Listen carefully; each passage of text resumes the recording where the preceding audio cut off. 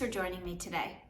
In our last episode, we spoke about vision and what did it mean to actually have a vision? How do you develop it? What's part of your vision? Today, we're going to talk about vision again, but this time we're going to be talking about what happens when you start sharing your vision. What may happen and how do you prepare yourself for that? Before we get started, I do want to remind you that in the links below, you'll see we have an infographic and some other tools and resources for your use. And we also put together what I think is a pretty cool Spotify playlist for you to listen to and get inspired and just know what makes me motivated. And I hope that it does the same thing for you. So you have your vision and you start telling people about it. Get ready, be prepared.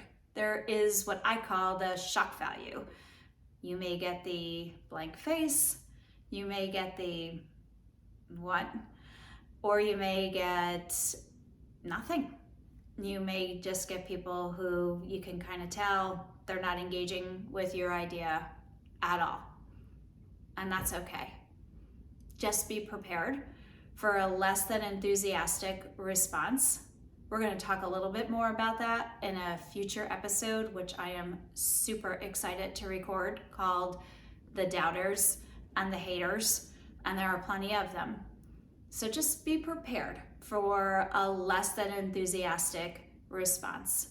Not everyone that you talk to is going to be feeling the same way about your passion project. That's okay. It's your project. It's not theirs.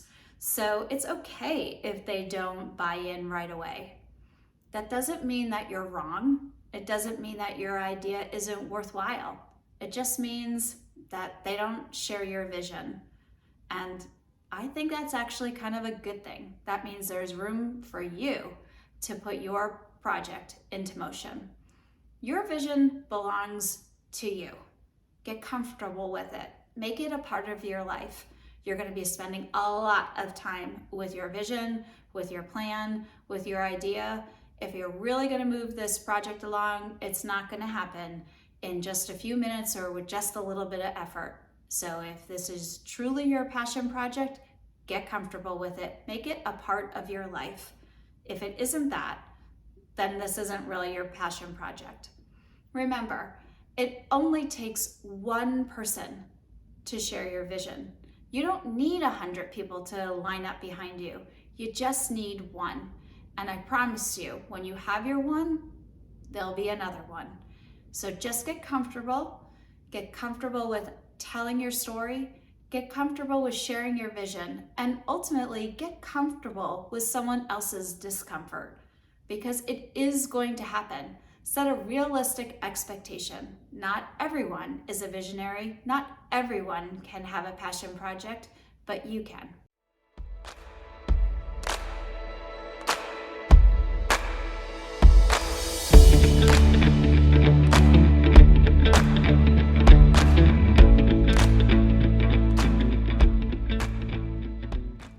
All that to say, set realistic expectations for yourself and for others, for the people around you. It's great when you have support right away. Celebrate that. But if you know people who are more that like they need to see it before they can believe it, those people are not visionaries like you are. They're not probably going to buy in right away. That's okay. This is your passion project. It's not theirs. They don't have to buy in. It's okay. Just move on.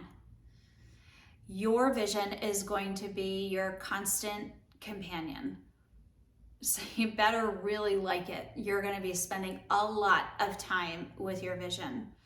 Get comfortable with it and get comfortable with the idea that it's going to have a place in your life. How do you do that? Well, you have to ask yourself some questions. Be honest with yourself and with others around you. Ask yourself, am I really ready to make room in my life for my vision? If the answer is, I don't have time right now, what are you actually really saying? Are you saying, I don't have time right now? then this timing is not right for you.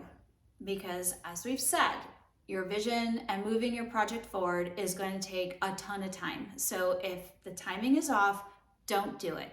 If it's really a good idea, it'll still be a good idea 6 months from now or a year from now or at some other time in your life that it will just work out better for you. But if you're saying, I don't have time, and you really mean, I don't know how to start, or I'm scared to start, I totally get that. It is scary to start. It would not be honest to say that everyone's comfortable doing this. It's very uncomfortable to make your vision be public and to share some of the thoughts that you've had in quiet moments, what was in your heart. It is scary to, share that with people, no doubt. But you've come to the right place. In these episodes, we're hoping to provide inspiration and resources and support for you to take that leap and move your project forward. But just figure out what is actually really going on before you begin. Great to have the vision, but before you move it forward, understand, is the timing right? Am I ready to make room for this? Am I going to be emotionally available to the people around me and also my vision? I like to equate it to having a friend who needed some support. If you had a friend who needed you, you would make room in your life for your friend. You would do whatever it took to be supportive to that person. The same is true for your vision. It's going to need you, so you need to be there for it. Or else, if you can't be, then the timing's not right. You wouldn't put your vision on a shelf and say, I'm only going to do it halfway, because people who you're going to be speaking with are going to understand you're not all in. And if you're not all in, why should they be in? They were doing perfectly fine before you approached them about your vision. So if you're not ready to be all in, then just pause, reflect, understand what it is that's holding you back from moving forward. Be honest about it. Have some tough conversations with those in your personal network, your companions, who you share the most amount of time with in your life. If you're working in another capacity, can you manage your full-time or part-time responsibilities and this project? Can you do things well? You want to make sure that one thing is not going to be sacrificed for something else. In closing, I just want to remind you that this is your vision and yours alone. It doesn't really matter if everyone you talk to says you shouldn't be doing this. It doesn't belong to them. It belongs to you. You will find the one person who will believe in you. You have to hold on to your vision and understand that you're just waiting for that one person who's going to help you move it forward. It's someone else's lack of vision is their loss. It doesn't mean that your project shouldn't move forward. It just means that person is not a visionary like you are. A vision is not a plan.